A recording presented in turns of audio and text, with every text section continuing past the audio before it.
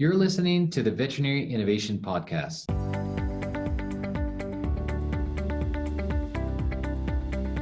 You're listening to the Veterinary Innovation Podcast. My name is Shawn Wilkie, and along with my awesome co-host, we interview the innovators in this space every week.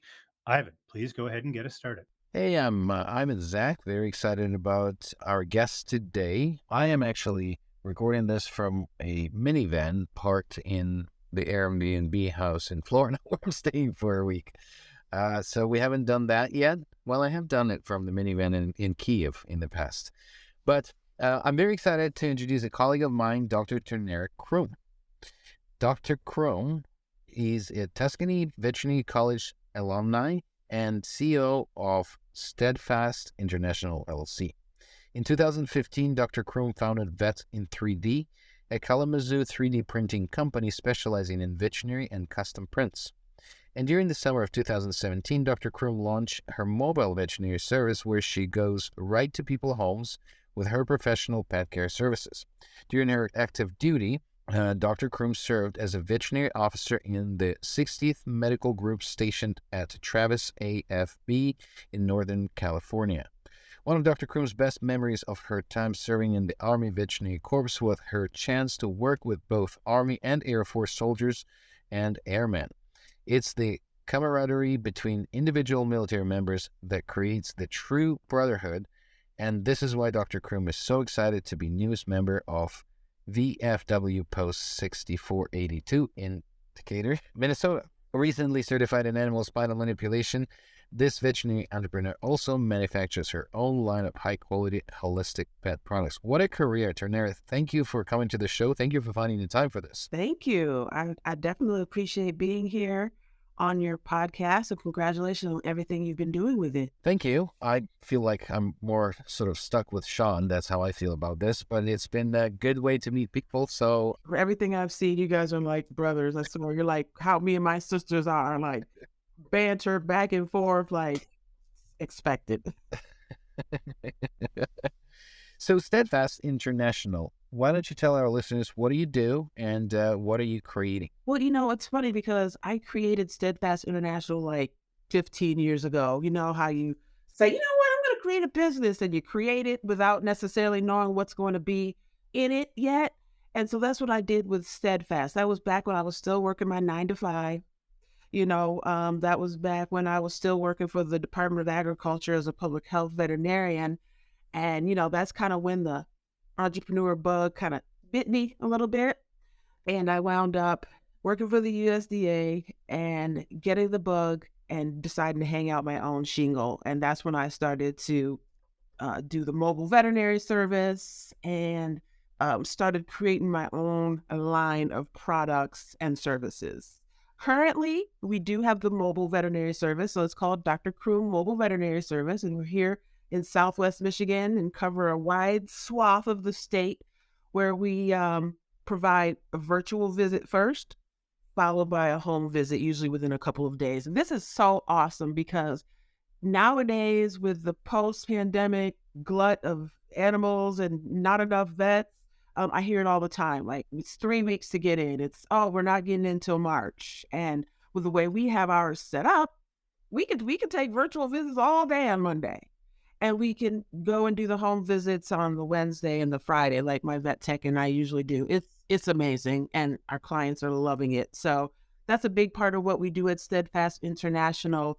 But we also have the educational component, and we can talk more about that later. It's a mentorship program that I have for students because I really, truly believe we've got to bring this next generation of vets in, knowing what the heck is going on, and being able to maneuver, whether it's in person or digitally. Yeah, that's a great segue to my question, Turnera, which is, before we started, we were chatting about the Future Vet Project, which I think is really fascinating. I mean, lots has changed over the last 3 years: mobile, telemedicine, teletriage.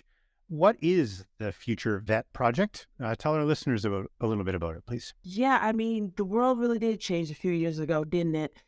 Because our Future Veterinarian Project used to be, an in-person cohort of about 10 students with different age ranges. We would meet at, veterinary locations. It would be a pet supply store. It'll be a veterinary clinic. And you take those students around and show them the ins and outs of veterinary medicine. We did that. My vet tech and I, we did these sessions all over Southwest Michigan.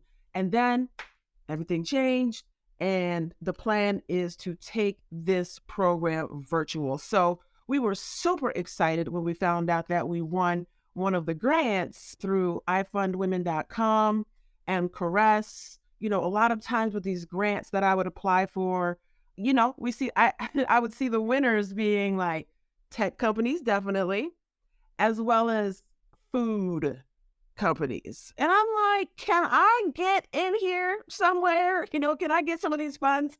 So I was so excited when we were one of the winners, and it was around this Future Vet mentorship program. And it just, again, it allows busy veterinarians like ourselves to be able to mentor easily and virtually, and have several mentees on the line at a time, as a matter of fact. Can I ask you a question on how does that really work? Is it the sort of a platform where you're connecting multiple different veterinarians to different mentees? I didn't know that was actually a term. That's a cool term, mentees.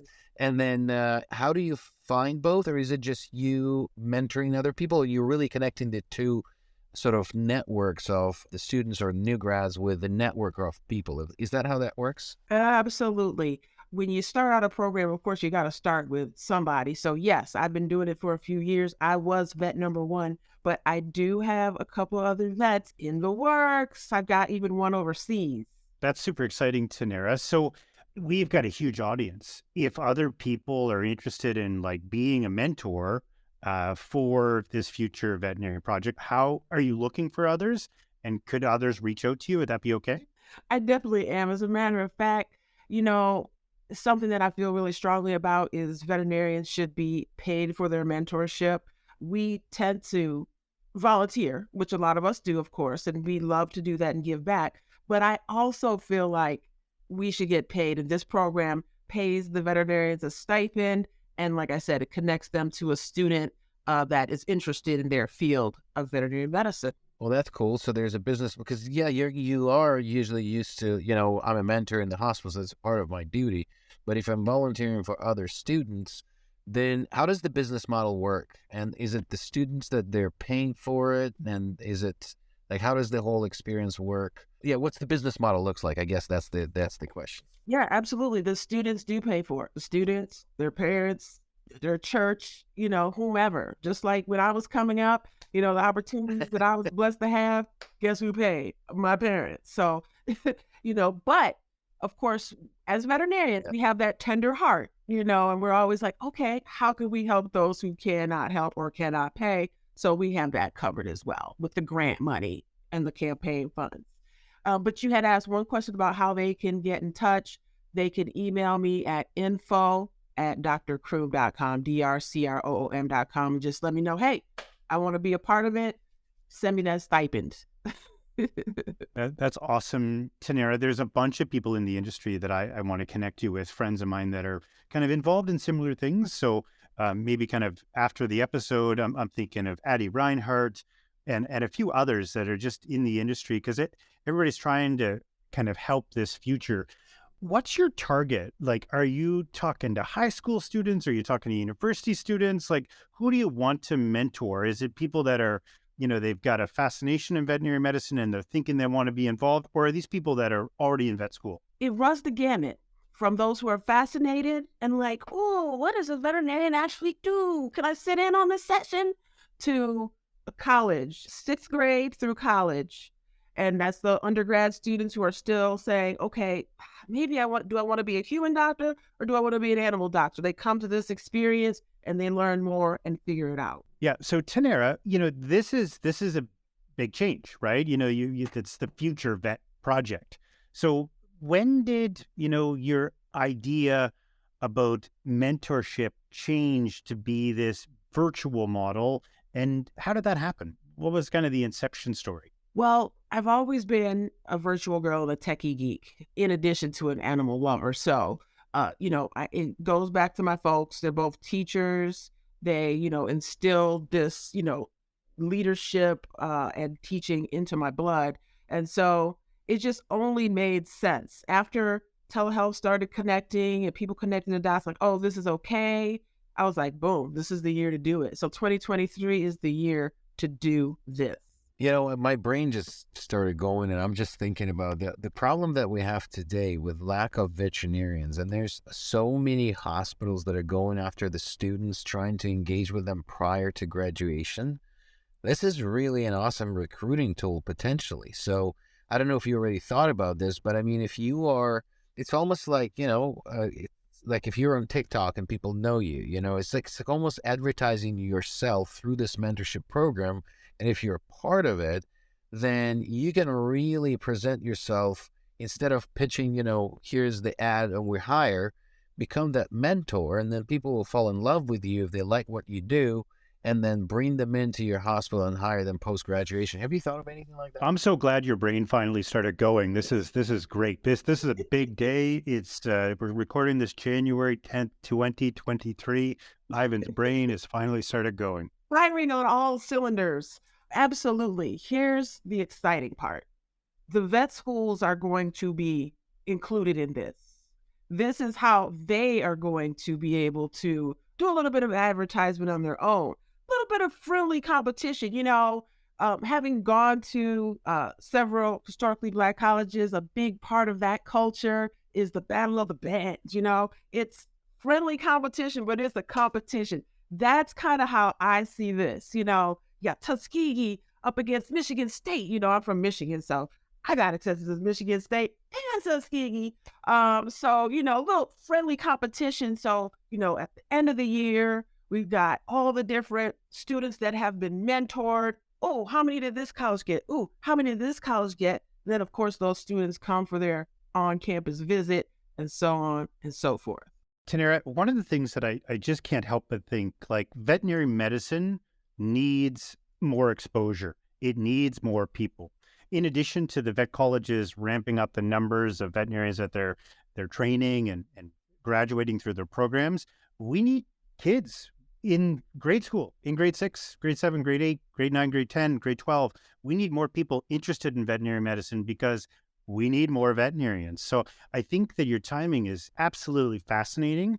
And in addition to that, you've had some recent really exciting things happen. So can you share some of these things that we were chatting about before the show? Absolutely. We've definitely been very excited and blessed to have opportunities to come across our door and to have taken advantage of them. We did win Best Veteran-Owned Business for our veterinary clinic in 2022. Very exciting because that's the Chamber of Commerce. So that's other businesses that are voting. And we also won this grant from an organization called I Fund Women. I always tell women entrepreneurs about it. It's a great organization. They really help you to create a crowdfunding campaign. You can really see if your idea has legs, that's what we're doing here. I'm going to be using the grant money and the campaign funds to see if my fellow vets want to be a part of this, So yes, and I do have something for the kids as well. I can tell you a little bit more about that in a minute because we do have to get them at a younger age. Yeah, well, congratulations. Who are the mentors for those kids? Like, who do you envision that will advertise our profession and what it's all about? Same veterinarians? It's going to be the new grads. I think that this could cover the gamut. But the new grads, they're going to be excited to get in there and to be able to show what they know, And then you got the old heads. That's none of us, I know. But we got the old heads that also want to show what they know in their laid back way. I think that for the pre-vet students to see all the different ways, just like my future veterinarian coloring book that I have, it shows all the different ways to be a veterinarian so that they don't think they're limited. Currently, a lot of pre-vet students still think that it's all small animal medicine in a clinic. And I want them to know, hey, you can be outside with the wind in your hair, helping people where they're at. So, yes. So, Turnera, one of the things that I find really interesting is you've got a mobile practice. You're a techie, self-proclaimed techie. What have you seen change in your mobile vet practice that's really inspired you to think about the future of the veterinary profession and put this offering together? How's your business changed? I can say it in one phrase. Grandma's on Zoom now. I absolutely love that. I love it. That is the best. And you're bang on. I was on a call, a year ago, and there was 30 veterinarians. All of them had their cameras on. All of them were on Zoom. And that's the world's changed, hasn't it? Like all of a sudden this is normal. It is. It is. And I love it. I love it. I couldn't have it any other way. I'm telling you, the changes that I made through the pandemic with my service, I can't believe that I would go to people's homes before, sit in their house, have tea, and just say, okay, so what's going on? Like, I don't know what's happening. Now we get the virtual, we find out what's happening. I can have pajamas on the bottom and business on top, and then go to their house on a totally different day. I love it. Absolutely. So I think, that's a great wrap up. And I think that we should name this episode Grandmas Are on Zoom Now. But with that, we wrap up with the same two questions always. One of them is, what book, TED Talk, video, YouTube, movie, or anything above that recently inspired you that you would like to share with our listeners? Yep, I got a good one. It's been around for a while. It's not a new book, and it's not specifically geared towards veterinary medicine, but it's called The E-Myth Manager by Michael E. Gerber. The E-Myth Manager. It's mythical. And the reason this book is so exciting for me, it's one that I have provided for each of my employees. Because today, I think we probably have more employees that are also entrepreneurs. And this book explains to them how, if they have an entrepreneurial venture of their own, they have to center themselves and get that together and figure out how this company that they're working for fits into that. Because if it's the other way around, they may never reach their own goals. This is something I've seen with fellow entrepreneurs who aren't necessarily veterinarians, but they're working on some other things. And then they're kind of like trying to figure out that balance. E-Myth Manager will help you get through that. That sounds awesome. And then the last question to wrap things up here, Turnera, is another guest, another innovator that you think we should have on the show. I would say Dr. Eve Harrison, good friend of mine. She is a fellow mobile veterinarian, and I think she would call herself a concierge mobile veterinarian or house call vet. She's put together an amazing course for veterinarians who are either already mobile vets or are moving into that. And as you know, a lot happened within the past few years. So Dr. Harrison, she's a really great mentor and a peer. She's really strongly into, individual ownership versus, the big corporate stuff. And I think she'd be a great guest for you guys. Thank you so much for listening to the Veterinary Innovation Podcast. If you want to hear about our new episodes, please follow us on any social media channel. Also, you can check out our website at veterinarynnovationpodcast.com. See you next week.